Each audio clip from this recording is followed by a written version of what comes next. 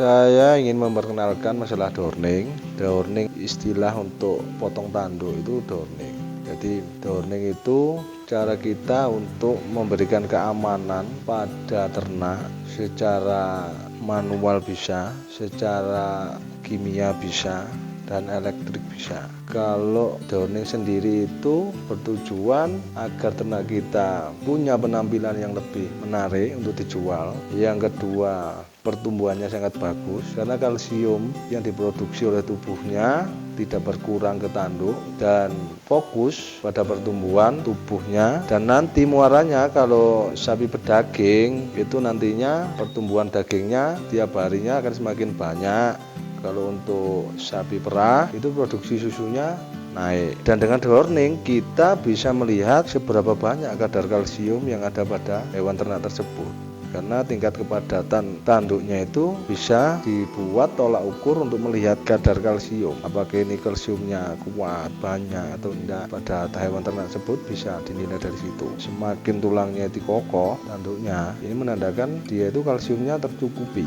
Semakin tanduknya itu rapuh, keropos, ini hewan ternak tersebut dievaluasi dan harus diberi asupan mineral yang mengandung kalsium tinggi.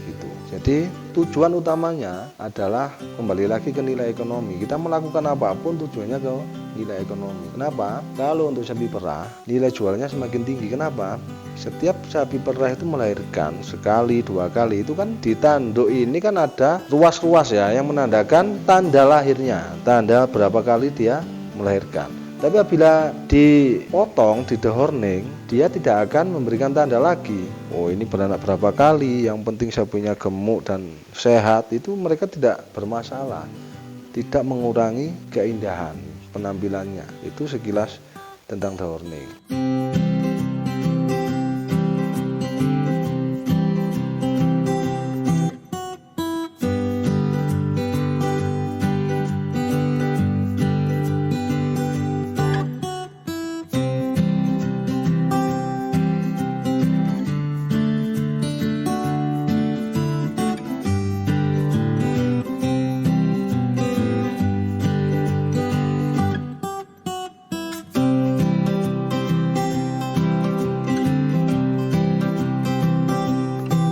Untuk dehorning sendiri ada berbagai macam. Kalau kita menggunakan obat kimia itu macam-macam mereknya ya. Itu ada yang Horneck, ada yang Horstick, ada yang produksinya Dr. Naylor dan lain-lain itu tapi untuk usia 21 hari, 2 minggu sampai 1 bulan lah, itu paling maksimal. Karena di atas itu memungkinkan tanduknya akan tumbuh lagi. Kalau usianya di atas 1 bulan itu akan tumbuh lagi. Tapi kalau untuk dehorning yang manual menggunakan pengapian itu kita hanya butuh alatnya pipa besi, kita sesuaikan dengan ukuran besaran tanduknya di usia 1 sampai 3 bulan lah paling maksimal untuk pipa panas besi itu. Itu sebelumnya kita menggunakan anestesi dulu, cara epidural menggunakan lidokain tergantung berat badannya kita ngasihnya.